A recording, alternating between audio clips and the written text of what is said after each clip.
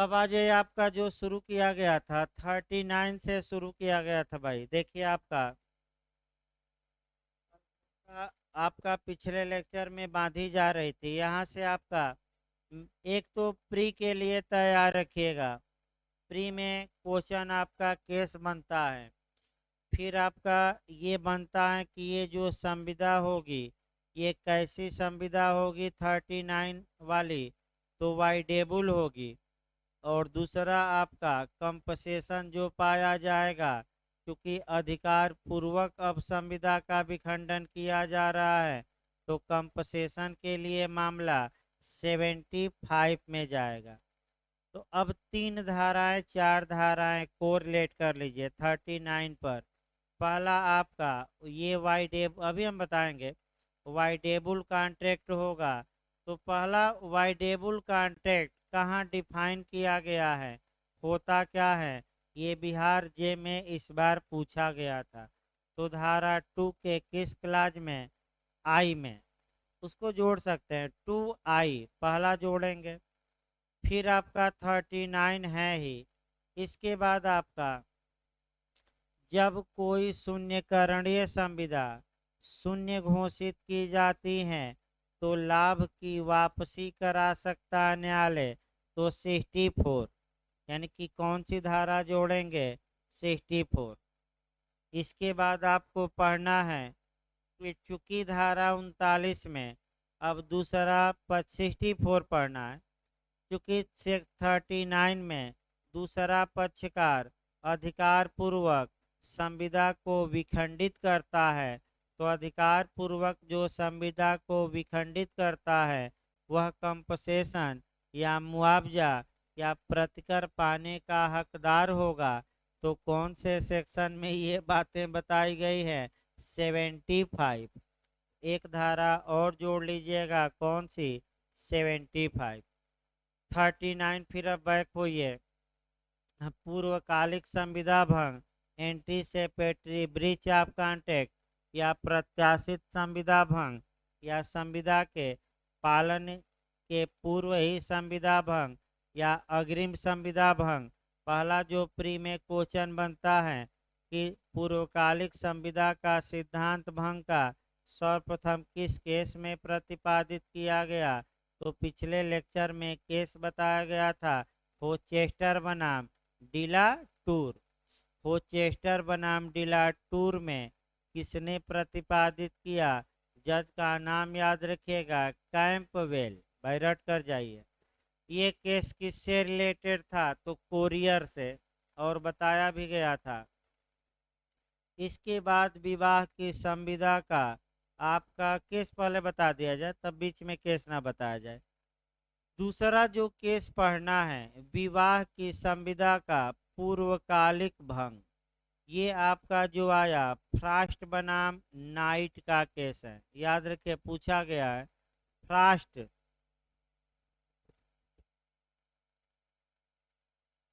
Frost है भाई, Frost versus night, Frost बनाम नाइट का केस है। और ये जो केस है विवाह की संविदा का पूर्व भंग। एक उदाहरण देखिए इसमें क्या हुआ था। ए ने बी से वादा किया कि मैं 31 दिसंबर को तुमसे विवाह करूंगा। तब तक ए ने 15 दिसंबर से एक अन्य स्त्री सी से विवाह कर लिया, यानी कि अब विवाह के लिए अपने को ए ने निर्योग्य बना लिया। तो जो एग्रीड पार्टी है, जो व्यथित पक्षकार है, वह बी हुई। तो बी के पास दो विकल्प हैं, या तो 15 तारीख को ही अपनी ओर से वह संविदा को भंग करे और भंग करके ए के खिलाफ मुकदमा लाए और मुआवजा की मांग करे। तो अगर वह 15 तारीख को अपनी ओर से संविदा भंग करती हैं तो 15 तारीख के आधार पर मुआवजा दिलवाया जाएगा, यानी कि मुआवजे का निर्धारण, कंपसेशन का निर्धारण किस तारीख के आधार पर होगा, 15। एक और विकल्प है लड़की के पास इस उदाहरण में कि वह इंतजार करे, इंतजार 31 दिसंबर तक करे। हो सकता है कि ए अपनी पत्नी सी को तलाक दे दे और बी से विवाह कर ले। तो अगर इंतजार करती है, 31 दिसंबर भी बीत जाता है, उसके बाद मुकदमा करती है, तो प्रतिकर तो दिया जाएगा, लेकिन प्रतिकर का निर्धारण 15 तारीख के आधार पर नहीं होगा। अब किस आधार पर होगा? 31 के। यही कॉन्सेप्ट बनाना है। अब बेयर एक्ट की भाषा देखिए, दोनों केस हो गया आपका। जब दोनों केस हो गया तो बेयर एक्ट की भाषा उठाइए 39, और थोड़ा बहुत जो बातें बची हैं उसको पढ़ाकर अगली धारा देखा जाए। इधर की धाराएं थोड़ा छोटी छोटी है, 39 ही आपका थोड़ा बड़ी धारा है। देखिए भाई आपका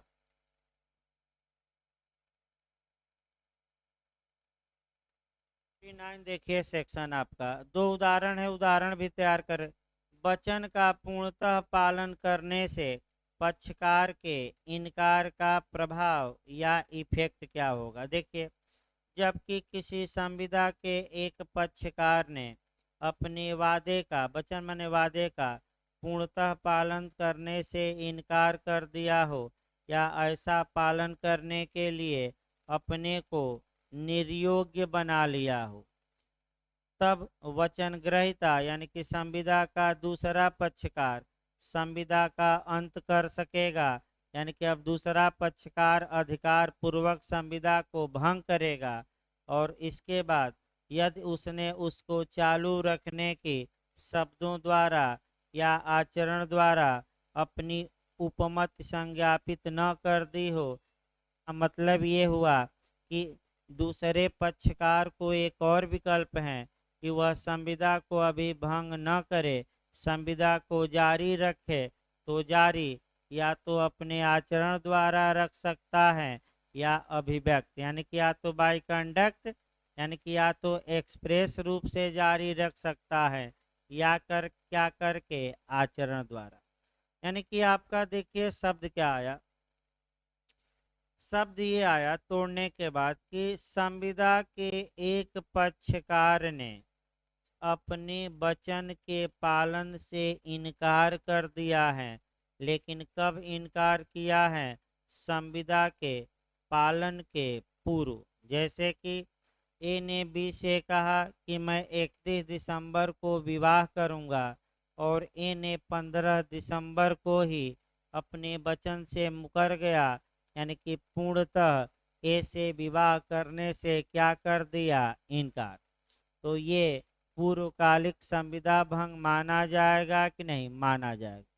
दूसरा पॉइंट ये है कि या वचनदाता ने यानी कि इस उदाहरण में ए ने अपने को वचन पालन के अयोग्य बना लिया है।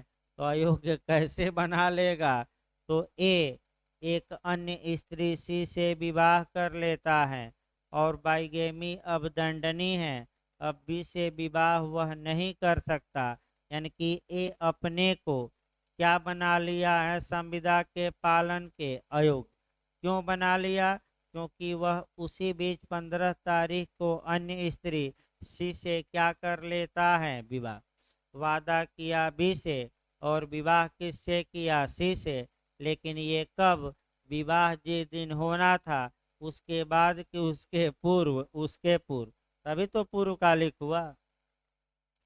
अब स्त्री के पास दो विकल्प हैं।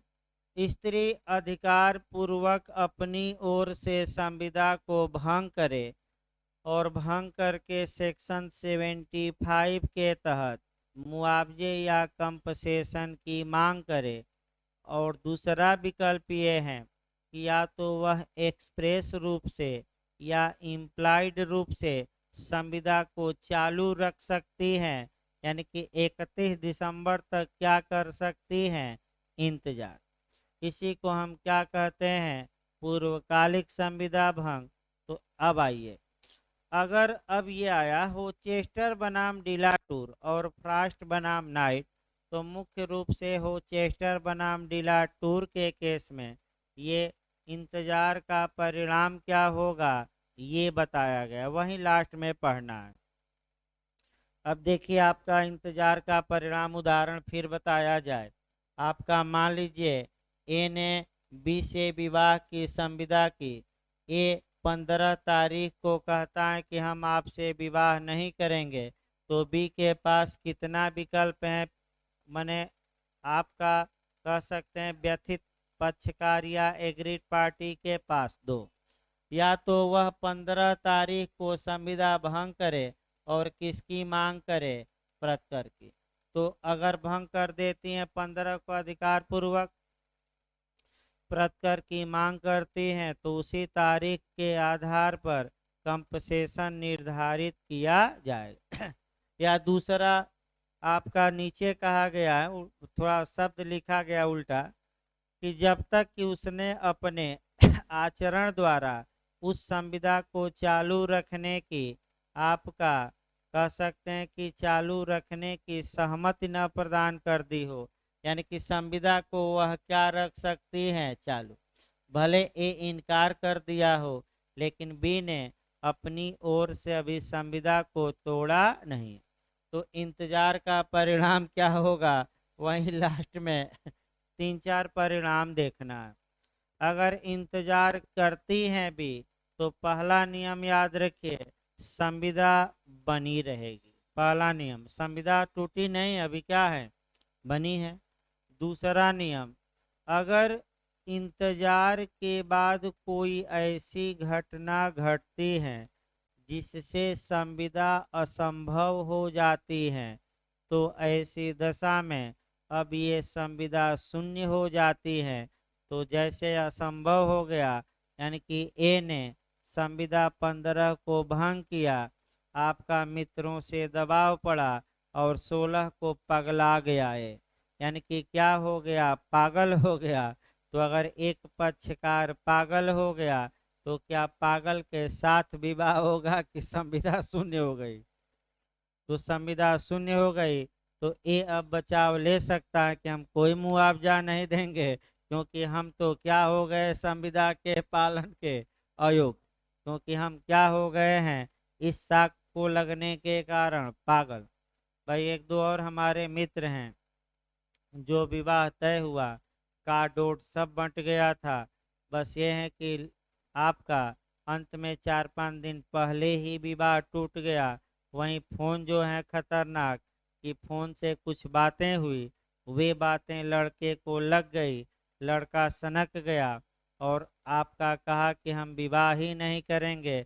लाख मान मनावल हुआ, लेकिन यह है कि टेंशन में आ गया लड़का और बाल ही झड़ गया। यानी कि बाल जो था, टेंशन से भी झड़ता है भाई। बाल लड़के का झड़ झड़ गया, लड़का सिरकिंडी जैसे हो गया, यानी कि दुबला पतला हो गया।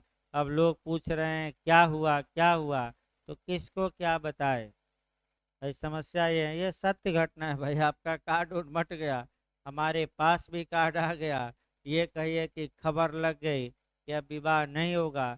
नहीं तो विवाह में जाते तो पता लगता कि वहाँ से क्या करिए? बैरंग वापस लौटिए। यानी कि आपका न घर के न घाट के, न घर पर भोजन मिलता न बारात में। ये भी होता है। अब कल मैं उदाहरण बताया था पिछले लेक्चर में कि आजमगढ़ तक पहुंच गए लोग, पता लगा कि शादी कैंसिल हो गई है। वो तो कहिए कि गांव वाले मारे नहीं, धीरे से हुआ कि बैक करो गाड़ी और देखे कि कहीं तो तंबुए नहीं है ना लाइट। ये क्या हुआ? तो लड़के को बता देना चाहिए कि हमारा विवाह क्या हुआ है? कट गया है या काट दिया गया है। काट भाई, कटुआ भी तो होते हैं ना, काटने वाले विवाह। आगे देखिए भाई आपका, तो दूसरा आपका ये निकला निष्कर्ष कि अगर दूसरा पक्षकार भंग नहीं करता विवाह को, संविदा को, तो वो संविदा बनी रहेगी और असंभवता का बचाव लिया जा सकता है। तीसरा ये, जो व्यक्ति वचन से इनकार किया था, अगर दूसरे पक्षकार ने संविदा भंग नहीं की है, तो अब वह भी वचन निभाने की मांग कर सकता है। जैसे ए 15 को इनकार किया, बी इंतजार कर रही हैं, तो ए कह सकता है 20 तारीख को कि मैं अब शादी करने के लिए दोबारा क्या हूँ, तैयार। अगर यहाँ बी इनकार कर देती है तो अब ए बी के खिलाफ मुकदमा करके क्या वसूल सकता है, मुआवजा। ये याद रखें। अब प्रतिकर का निर्धारण बता ही दिया गया कि किस तारीख पर किया जाएगा। तो पहले अगर बी भंग करके अपनी ओर से मुकदमा करती हैं तो उस तारीख पर, और नहीं तो इंतजार करती हैं तो किस तारीख के आधार पर, इंतजार के। यही याद रखना है। इस प्रकार 39 हो गया। 39 में दो दिए गए हैं, दोनों उदाहरणों को देखिए। एक गायिका क एक नाट्यगृह के प्रबंधक ख से अगले 2 मास के दौरान प्रति सप्ताह में 2 रात उसके नाट्यगृह में गाने की संविदा करती है और ख उसे हर रात के गाने के लिए 100 रुपया देने का वचनबद्ध करता है, माने वादा करता है। 6वीं रात को क नाट्यगृह से जानबूझकर उपस्थित रहती हैं, यानी कि एक रात वह जानबूझकर नहीं आती तो क को अधिकार है कि वह अपनी ओर से संविदा को भंग करके और मुआवजा की मांग करे कि ये एक रात नहीं आई, अतः हम संविदा क्या करते हैं, भंग। लेकिन अब लेकिन लगाना है, अगर पुनः वह एक रात नहीं आई फिर आ गई और पुनः आपका जो संविदा किया था वह गाने देता है अपने होटल में, संविदा आगे बढ़ती है तो संविदा अब चालू रहेगी, भंग नहीं हुई। लेकिन समस्या ये है कि एक रात नहीं गाई है, उसका क्या होगा। तो उसके लिए जो होटल का मालिक है मुआवजा वसूल सकता है कि एक रात ये नहीं गाने आए तो उतना हमें क्या दिया जाए, इनसे मुआवजा दिलवाया जाए। यानी कि आपका पहला यानी कि वही विकल्प का प्रयोग करना है। या तो आप संविदा भंग कर दीजिए, एक रात नहीं आई तो उसके बाद, नहीं तो इंतजार कर रहे हैं तो इंतजार का परिणाम तो भाई आपका संविदा क्या रहेगी, बनी रहेगी। अगर आगे आ जाती हैं तो वह पालन की मांग कर सकती हैं क्योंकि आपने अभी संविदा भंग नहीं किया। और विवाह का उदाहरण हमने इस पर क्या बताया। अच्छा, अब आइए धारा 40, संविदा का पालन किसे करना होगा, वह व्यक्ति जिसे वचन का पालन करना होगा। तो देखिए, यदि मामले की प्रकृति से यह प्रतीत होता है कि किसी संविदा का पक्षकारों का आशय यह था कि वह वचन उन्हें स्वयं पालन करना है, तब तो भाई स्वयं पालन करेंगे। अगर ऐसा माने कंडीशन है कि वचनदाताओं के विधिक प्रतिनिधि भी पालन कर सकते हैं, तो कौन पालन कर सकते हैं, विधिक प्रतिनिधि। अब संविदा का नेचर बताइए। तो ए बी से ये वादा करता है कि हे बी, मैं तुम्हारे बारात में चलूँगा और डांस करूँगा, और ए बारात में भी नहीं गया, डांस भी नहीं गया, तो क्या एक ही जगह उसका भाई उस संविदा का पालन कर सकता है कि नहीं, नहीं, क्योंकि आपका डांस करना व्यक्तिगत अर्हता पर आधारित है, आपका दूसरे लोग नहीं। अब जो सपना चौधरी डांस कर सकती हैं, क्या राखी सावंत वैसा डांस कर सकती हैं। तो सपना चौधरी नहीं आएंगे तो चलो राखी सावंत को बुला लिया जाए, ये संभव नहीं है क्योंकि ये संविदा किस पर आधारित है, पर्सनल क्वालिटी पर।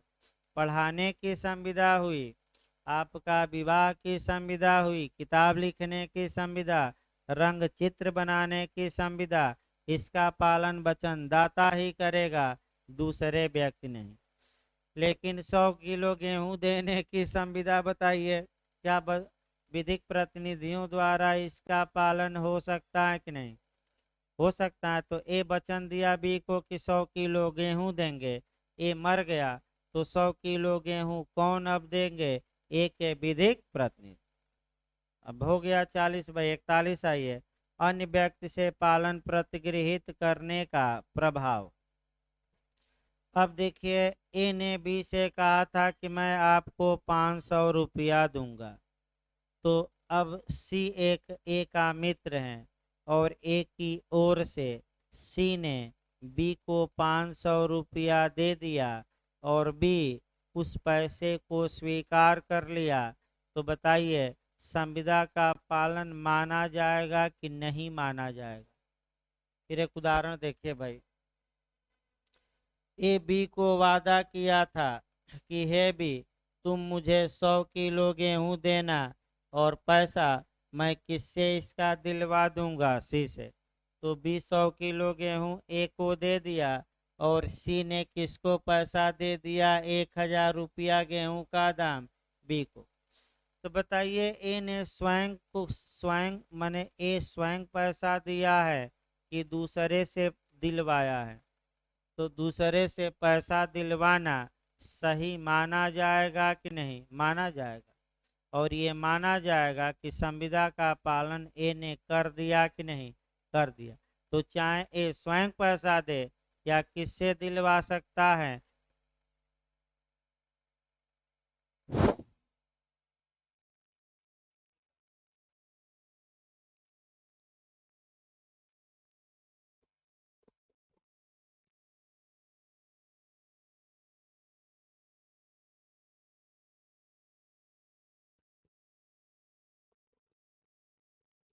बस आपका कंसेप्ट बनाते रहना, मैं बता दूं। तो अन्य व्यक्ति से पालन प्रतिगृहित करने का प्रभाव क्या होगा, तो माना जाएगा कि संविदा का पालन पक्षकारों ने क्या कर लिया, कर लिया। अब 42 आइए, संयुक्त दायित्वों का न्यागमन, यानी कि जो ज्वाइंट आपका लाइबिलिटी है वह कैसे आपका आगे बढ़ेगी। अब जो क्वेश्चन मुख्य बनता है वह आपका 43 से बनता है, 40, लेकिन 43 पढ़ने से पहले आपका 42 पढ़ा जाए। 43 से एक मैक्सिम भी बनती है और आपका समस्यात्मक क्वेश्चन भी बनता है। देखिए आपका 42, संयुक्त दायित्वों का न्यागमन। पहले तो आपका संयुक्त दायित्व दिखाया जाए तब ना, देखिए ध्यान से। ए है, बी है और सी है, ये तीनों अलग अलग नहीं, संयुक्त माने क्या, ज्वाइंट रूप से। ये संयुक्त रूप से डी से वादा करते हैं कि ये 3000 रुपया डी को देंगे। यानी कि संयुक्त रूप से ए बी तथा सी किससे वादा करते हैं, आपका डी से, कि कितना रुपया हम लोग मिलकर देंगे, 3000। अब संयुक्त दायित्वों का न्यागमन, तो पहले बेरक देखिए, तब इसी उदाहरण पर 42 भी चल जाएगी, 43 भी चल जाएगी। देखिए, जबकि दो या अधिक व्यक्तियों ने, तो उदाहरण पकड़े रहिए, इस उदाहरण में हमने कितना व्यक्ति बनाया, 3। तो 2 से अधिक व्यक्ति हो गए कि नहीं, हो गए। 2 से अधिक व्यक्तियों ने कोई संयुक्त वचन दिया हो, तो तीनों अलग अलग बी को वचन दिए हैं कि एक साथ दिए हैं, बताइए। तो धारा 42 कब लागू होगी, जब व्यक्ति 2 से अधिक हो, वचन संयुक्त दिए हो कि यानी कि ज्वाइंट दिए हो कि सेपरेट दिए हो, ज्वाइंट। अगला शब्द देखिए, वचन दिए हो तब यदि तथ्य प्रतिकूल आशय प्रतीत न हो, यानी कि विपरीत बात न हो, तो यह वचन ऐसे सब व्यक्तियों को अपने संयुक्त जीवनों के दौरान और उनमें से किसी मृत्यु के पश्चात उनके प्रतिनिधि को उत्तरजीवी या उत्तरजीवियों के साथ संयुक्तता और अंतिम उत्तरजीवी की मृत्यु के पश्चात सबके प्रतिनिधियों को संयुक्ततः पूरा करना होगा। अब आइए, तो भाई संयुक्त वचन दिए हैं, तो पहला नियम आया कि तीनों संयुक्त रूप से क्या करें, वचन निभाएं। अब मारिए, ए मर गया, तो अब बी तथा सी तो जिंदा हैं, लेकिन ए का पुत्र ई आ गया, तो बताइए अब किसको संयुक्त रूप से वचन निभाना है, ई को, बी को और किसको, सी को। अगर बी मर गया तो इसका पुत्र एफ बना लीजिए। अब किसको संयुक्त रूप से वचन निभाना है, आपका ई को, एफ को और किसको, सी को। सी भी मर गया तो जी बना लिया जाए इसका पुत्र या पुत्री उत्तराधिकारी, तो तीनों मर गए, तो इनके जो प्रतिनिधि होंगे, विधिक प्रतिनिधि होंगे, वह संयुक्ततः अब इनके वचनों को निभाने के लिए क्या होंगे, बाध्य होंगे। तो आपका यानी कि ई, एफ और जी अलग अलग नहीं, बल्कि कैसे रूप से संयुक्त। यही न्याय गमन है भाई, यही आगे बढ़ रहा है। अब आइए 43, संयुक्त वचनदाताओं में से कोई भी पालन के लिए विवश किया जा सकेगा। यहाँ एक बेर एक पर सिद्धांत लिखिए, तो यहाँ एक बेर एक पर सिद्धांत लिख लीजिए, बिहार में पूछा जाता है, यूपी में भी।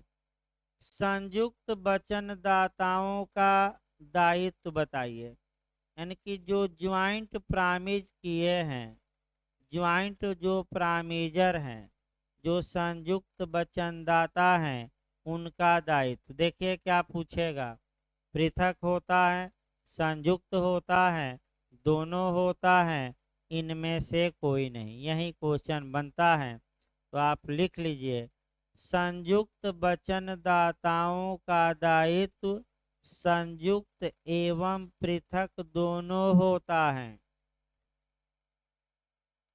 एक लाइन लिखिए अलग से कहीं, तो अंडरलाइन कर लीजिए, बिहार में कई बार पूछा गया है। संयुक्त वचनदाताओं का दायित्व संयुक्त एवं पृथक दोनों होता है। बताइए, अब इसी उदाहरण में सब चलता रहेगा, अब इसी उदाहरण को पकड़ कर आगे बढ़ता रहा जाए। और रकम भी एकदम सटीक है जो 43 पर ऐड है। जो उदाहरण 43 पर दिया गया है वह कितने का ही दिया गया है, 3000। अब इन तीनों का दायित्व संयुक्त और पृथक दोनों होता है। इसका पहले तो इसका मतलब समझ लीजिए और तब आपका आगे बताया जाए। इन तीनों का दायित्व संयुक्त होता है, इसका मतलब ये हुआ कि डी एक ही साथ तीनों के खिलाफ मुकदमा करे, तीनों को प्रतिवादी बनाए और तीनों से 3000 रुपये के क्या करे, माँ। तो ये दायित्व कैसा हुआ, तीनों को एक ही साथ लपेट दिया जाए तो ये संयुक्त हो गया। दूसरा, डी को विकल्प प्राप्त है कि सी से पूरी रकम वसूल ले 3000, बी से ही 3000 वसूल ले, या ए से वसूल ले, या केवल ए बी से वसूल ले, ए सी से वसूल ले, या बी सी से वसूल ले। ये किसको ऑप्शन प्राप्त है, डी को। तो दायित्व ये क्या हो गया, पृथक पृथक के अलग अलग, अलग अलग, यानी कि डी अलग अलग भी पैसा वसूल सकता है। ध्यान में रखिएगा, अगर डी केवल ए के विरुद्ध मुकदमा करता है और 3000 रुपये की मांग करता है, तो क्या ए कह सकता है कि बी से लीजिए 1000, 1000 सी से, हम क्यों 3000 दें? नहीं, क्योंकि ये लोग ज्वाइंट वचन दिए हैं और ज्वाइंट जो वचनदाता होते हैं, या तो एक से पूरी रकम वसूलिए, या उनमें से किसी दो से, या पूरी रकम तीनों से। वो अलग बात है कि बाद में ये लोग अपना ये करें तो बताया जाएगा, उदाहरण में ही आएगा। अलग बात है कि बाद में आपका इधर उधर करे तिकड़मबाजी कि हाँ भाई हम दिए हैं तो तुम भी दो हमें, वो अलग बात है। लेकिन आपका डी के आपका सेहत पर कोई प्रभाव नहीं पड़ेगा। तो संयुक्त वचनदाताओं का जो दायित्व होता है, फिर याद रखिए, अभी हम बताएंगे बेरेक, संयुक्त होता है कि पृथक होता है कि दोनों होता है, दोनों होता है। अब बिहार में और यूपी में जो क्वेश्चन बनता है उसको देखा जाए। पहले मालिक और अभिकर्ता पर आइए। मालिक और अभिकर्ता का दायित्व बताइए, संयुक्त होता है कि पृथक होता है कि दोनों होता है, दोनों होता है। संयुक्त अपकृत्यकर्ताओं का दायित्व, ज्वाइंट टार्ट फीजर्स का लाइबिलिटी क्या होती है, संयुक्त भी पृथक भी दोनों। मालिक और सेवक का जो रिलेशन है, इनका लाइबिलिटी बताइए, संयुक्त की पृथक की दोनों दोनों भागीदारों की लाइबिलिटी बताइए। एक भागीदार ने कार्य किया तो सब दायी होंगे कि वह अकेले? सब। तो भागीदारों का दायित्व क्या होगा? संयुक्त या पृथक या दोनों? दोनों मार कराइए। देखिए, संयुक्त मतलब तीनों एक साथ दायी होंगे।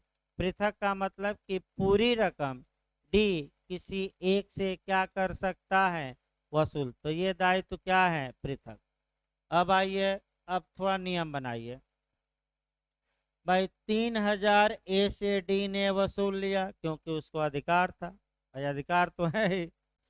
अब लेकिन अगर इन तीनों में देखा जाए तो भाई तीनों का अगर हिस्सा हम बंटवारा करते हैं तो कितना कितना हजार रुपया आएगा बताइए? एक एक हजार। और पूरी रकम कौन दे दिया है? आपका ए। तो ए बाद में आपका ए का हिस्सा निकाल दीजिए। 3,000 डी को दिया है तो उसका हिस्सा निकालिए। पहले कितना हुआ? 1,000। तो 2,000 बचा। तो ए देने के बाद बी से 1,000 वसूलेगा और किससे वसूलेगा? सी से। यानी कि बी बाद में वसूलेगा किससे? बी से। और सी से कितना कितना? उनका उनका हिस्सा। अब आइए, मान लीजिए जो ये सी था ये दिवालिया हो गया और इसके पास कुछ नहीं है। तो भाई 3,000 अब किस में बंटवारा होगा? दो ही में। तो ए की जिम्मेदारी कितनी? 1,500। बी की जिम्मेदारी 1,500। अब आइए, मान लीजिए सी दिवालिया हो गया। अब पूरी संपत्ति बेचने के बाद जो पैसा आया 500, 500 दे दिया। लेकिन अभी तो 1,000 ये, 1,000 ये और 500 ये। तो अभी तो कितना हुआ? 2,500। कितना बच रहा है? तो ये 500 क्या होगा? तो 500 जो बचे रहेंगे उसमें बराबर बराबर क्या होगा? वितरित होगा। तो बताइए अब बी कितने के लिए दायी होगा? इसमें 250 जोड़ दीजिए। ए कितने के लिए दायी होगा? तो 1,000 में से कितना जोड़ दीजिए? तो बी कितने के लिए दायी होगा? 1,250। और ए कितने के लिए? 12.5। अब तीसरा उदाहरण, ए बी सी तीनों संयुक्त वचन दिए हैं, सी और बी दिवालिया हो गया। तो बताइए पूरी रकम कौन देगा? ए। क्या ये कह सकता है कि ये लोग भी थे? नहीं, क्योंकि इनका दायित्व संयुक्त के साथ साथ क्या है? पृथक। यानी कि इसका मतलब ये हुआ, सिद्धांत निकला कि जो ज्वाइंट प्रामिजर होते हैं उनकी लाइबिलिटी सेपरेट भी होती हैं, ज्वाइंट होती हैं। दोनों मार कर आइए। अब धारा जो 43 है इसमें 3 सिद्धांत बताए गए हैं। लिख लीजिए, कितने प्रिंसिपल बताए गए हैं? 3। अलग से लिखते रहे भाई। अब देखिए कह करके भाई आपका उदाहरण से ही चलना है। फिर एक बार हम उदाहरण बता देंगे जिनको न समझ में आया हो, क्योंकि जो हमने उदाहरण बताया हूबहू उदाहरण दिया है। तो फिर एक बार उदाहरण लिख कर रखा जाए ताकि फिर एक बार उसी को क्या किया जाए? रिवीजन। गलत न हो। देखिए ए है, बी है, सी है, संयुक्त रूप से वचन देते हैं। किसको देते हैं? डी को। कितना देने का? तो पहले तो बंटवारा कर लीजिए कि अगर अलग अलग इन ये लोग दें तो एक व्यक्ति पर कितना कितना आएगा? तो एक व्यक्ति पर कितना कितना आया? तो डी को अधिकार हम बता ही चुके हैं, सबसे वसूले या एक से वसूले। अब आगे देखिए, इसको थोड़ा टाट में जोड़ना था। टाट में ये जोड़ना है, मेरी वेदर बनाम निक्सन का केस। उसको जोड़ लीजिए। तो मेरी वेदर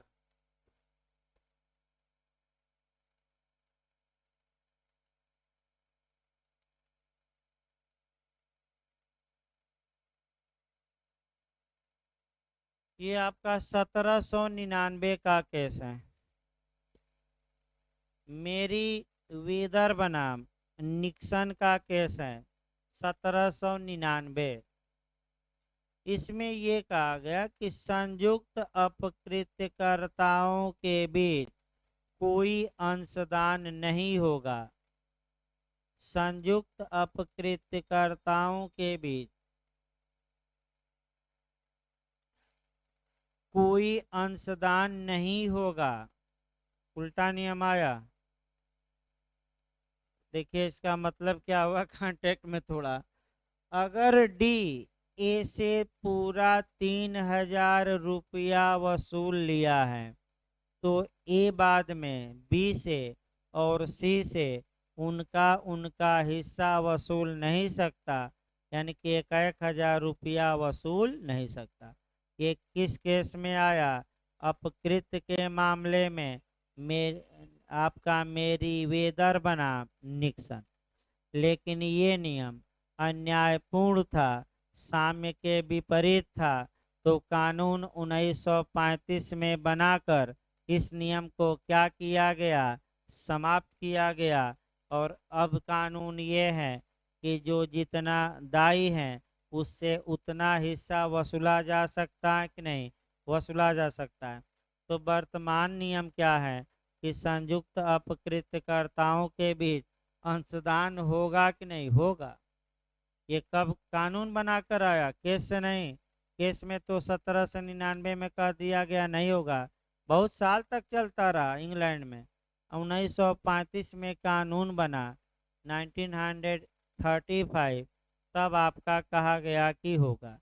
लेकिन हमारे संविधान नियम में आपका संयुक्त वचनदाताओं के बीच अंशदान होगा कि नहीं होगा। और जो जितने के लिए दायी हैं उतना उससे क्या किया जाएगा? वसूला जाएगा।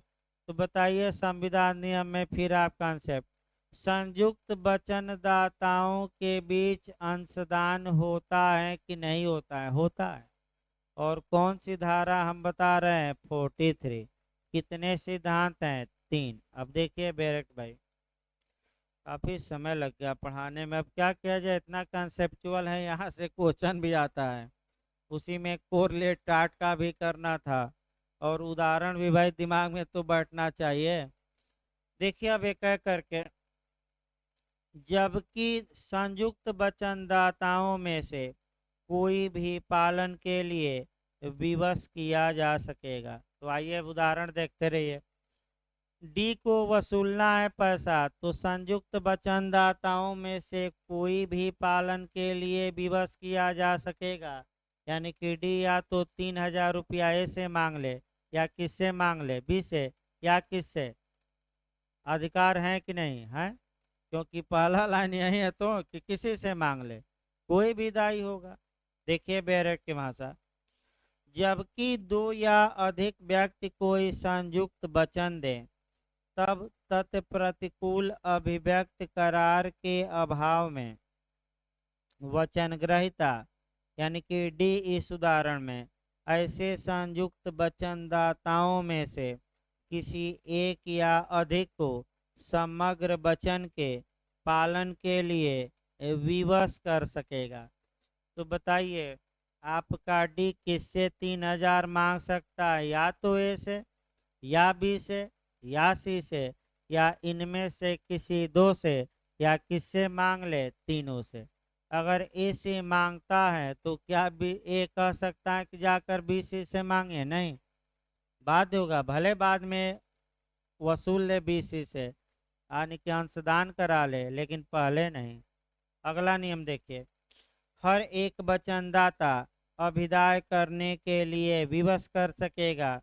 तो दो या अधिक संयुक्त वचनदाताओं में से हर एक अन्य संयुक्त वचनदाता को वचन के पालन में अपने समान अभिदाय करने के लिए विवश कर सकेगा, जब तक कि इसके विपरीत करार न हो। अब दूसरा कहानी आई है, डी ने ए से पूरा 3000 रुपया वसूल लिया, तो क्या संयुक्त वचनदाताओं के बीच अंशदान होगा कि नहीं? यानी कि कंट्रीब्यूशन होगा कि नहीं? बंटवारा होगा कि नहीं? पैसे का होगा। तो पैसे का बंटवारा पहले किया जाए। 3000 तीनों मिल कर दिए हैं, तो तीनों पर कितना कितना आया? एक एक। और पूरी रकम कौन दे दिया है? ए। तो ए अपना हिस्सा छोड़ दे तो कितना हिस्सा था 1000। भाई ए का हिस्सा कितना निकला, तो अधिक कितना दिया है 2000, तो 2000 किन से वसूलेगा वो, बी से और सी से। लेकिन बी से कितना वसूलेगा, केवल उसका अंश, और सी से कितना वसूलेगा, केवल उसका अंश। तो बी का हिस्सा कितना हुआ 1000, सी का कितना हुआ 1000। तो ए डी को 3000 दे दे और बी से 1000 वसूल ले, बाद में सी से वसूल ले, तो संयुक्त वचनदाताओं के बीच अंशदान हो रहा है कि नहीं, हो रहा है। ये नहीं कि नहीं हो रहा। अगला देखिए, अभिदाय में व्यतिक्रम से हुई हानि में अंश बांटना। यानी कि अभिदाय में व्यतिक्रम से हुई, यानी कि देने में डिफॉल्ट हो गया है और हानि हो गई है, तो उसमें अंश बंटवाइए। तो देखिए, यदि दो या अधिक संयुक्त वचनदाताओं में से कोई एक ऐसा अभिदाय करने में व्यतिक्रम करे, तो अन्य संयुक्त वचनदाताओं को ऐसे व्यतिक्रम से उद्भूत हानि को समान अंशों में सहन करना पड़ेगा। ये आपका इक्विटी का सिद्धांत है, कि आपका इक्विटी का सिद्धांत है कि साम्य समता में विश्वास करता है, यानी कि इक्विटी ही इक्विटी है, बराबरी पर विश्वास करता है। तो आइए डिफॉल्ट घोषित कराइए इसमें से एक का। अब डिफॉल्ट, पहला डिफॉल्टर कराया जाए। मान लीजिए डी ने ए से पूरा 3000 रुपया वसूल लिया, हक भी था। तत्पश्चात अब ए जब डी को दे दिया, तो आपका बी और सी के खिलाफ मुकदमा करता है कि हमें बी और सी से एक 1000 क्या किया जाए, दिलवा जाए। इसी बीच सी दिवालिया हो गया और इसके पास एक पाई भी नहीं है। तो जो ये 3000 रुपया है, ये समान अंशों में बटेगा। जो बचे हैं, तो सी के बाद बचे कितने, ए और बी। तो ए का हिस्सा कितना हो गया अब कर्जा में 1500, बी का कितना 15। तो ए कितना दिया है डी को 3000, तो 1500 तो इसी का हिस्सा हो गया। तो बताइए बी से अब कितना वसूल सकेगा ये, 1500, कितना 1500। अब आइए अगला नियम, सी दिवालिया हो गया, इसकी संपत्ति बेची गई। संपत्ति बेचने के बाद केवल कितना पैसा आया, 500। तो 500 वसूल लिया गया, लेकिन अभी भी आप देखेंगे कि 500 रुपया कम पड़ रहा है, क्योंकि ए का हिस्सा 1000, बी का हिस्सा 1000, सी का हिस्सा 1000 था। लेकिन 1000 में से पूरा पैसा आ नहीं पाया, केवल कितना मिल पाया 500, क्योंकि दिवालिया सी हो गया। अब देने में क्या हो गया, अक्षम। तो कितना अधिक इसमें जा रहा है, 500। तो ये जो 500 है, जो शेष बचे रहेंगे सी के बाद, तो कौन बचे, ए और बी। तो ये 500 उसमें कितना समान अंशों में बटेगा, तो समान अंश 500 में 2 अंश निकाल दीजिए, तो कितना कितना। तो बताइए अब ए कितने के लिए दायी होगा, 1200, हाँ 1250। बी कितने के लिए, 1250। और सी का कितना आ गया है, 500। तो टोटल कितना हो गया, 3000। अंतिम नियम, अब दृष्टांत नहीं बताया जाएगा भाई, 2 बार बता दिया गया, यही दृष्टांत है, खत्म किया जाए, क्योंकि यही सेम दृष्टांत तीनों दिए गए हैं चारों। मान लीजिए सी भी दिवालिया हो गया, एक पैसा बेचारे के पास नहीं है। बी भी दिवालिया हो गया, एक पैसा नहीं है। और ए पूरा 3000 दे दिया है डी को, क्योंकि वो तो दाई देने के लिए बाध्य था। तो ए अब किससे वसूलेगा, किसी से नहीं। तो कुछ बचा ही नहीं, तो वसूली किससे होगी आपका। तो तीनों दृष्टांत भाई, 4 दृष्टांत थे।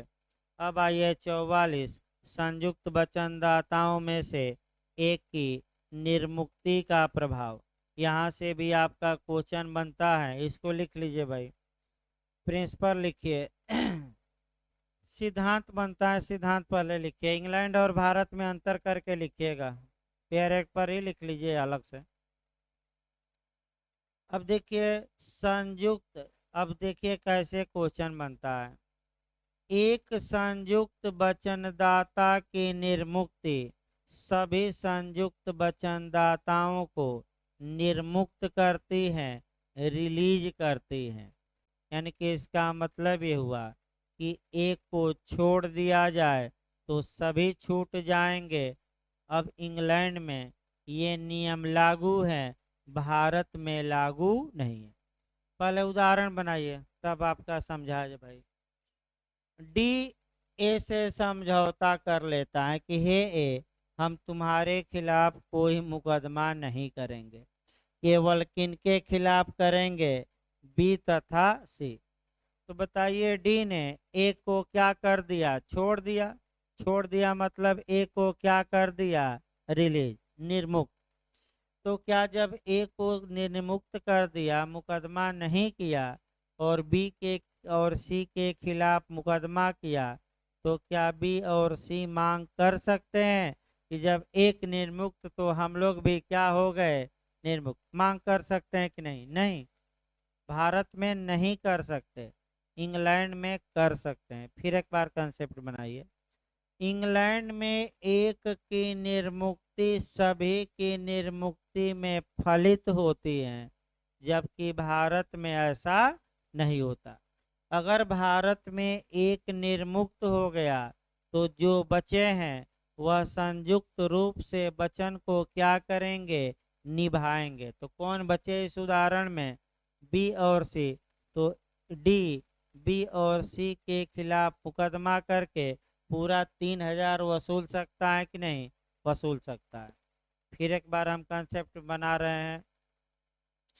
भारत में एक संयुक्त वचनदाता की निर्मुक्ति सभी संयुक्त वचनदाताओं की निर्मुक्ति में फलित नहीं होती। यानी कि एक की निर्मुक्ति तो सभी की निर्मुक्ति, ये भारत में सिद्धांत लागू होता है कि नहीं होता?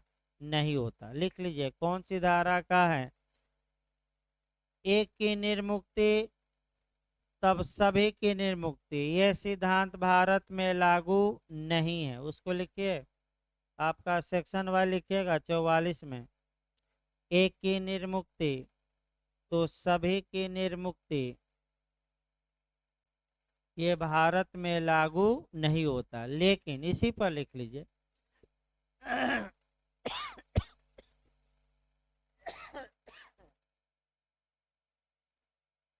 लेकिन इंग्लैंड में लागू है। देखिए बेयर एक्ट की भाषा, अब आपका उदाहरण कहिए तो भाई फिर बताया जाए, नहीं तो बेयर एक्ट अब देखिए। हाँ बोल।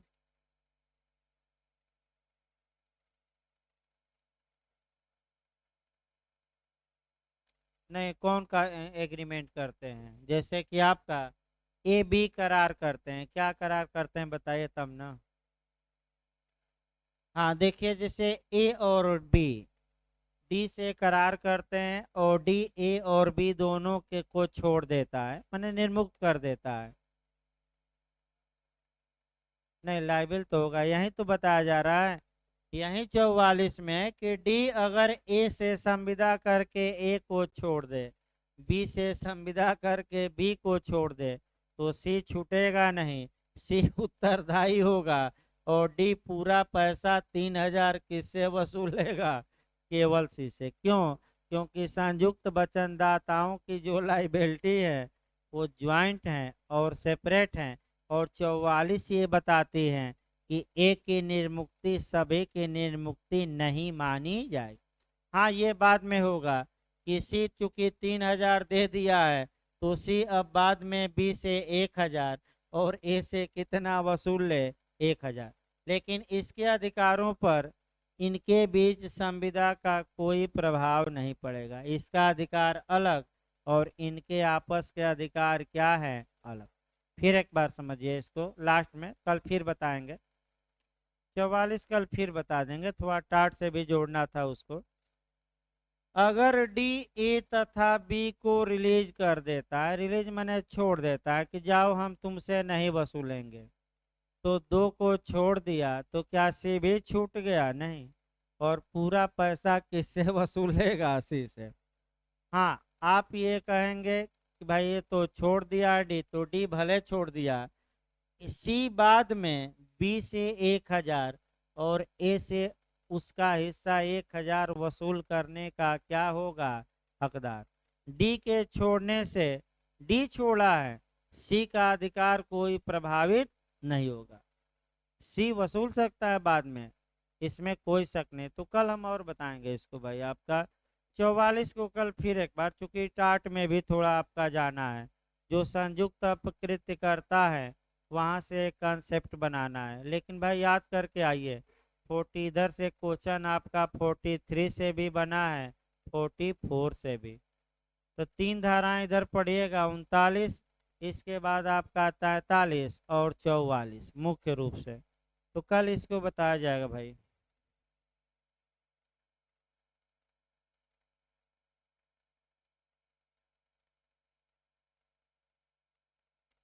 कल फिर एक बार हम इसको बताएंगे, आपको बता दें, थोड़ा बहुत लोगों को कंफ्यूजन है। 44 को हम फिर एक बार बताएंगे, कोई दिक्कत नहीं है भाई, जब तक दिमाग में न बैठ जाए तब तक बताइए।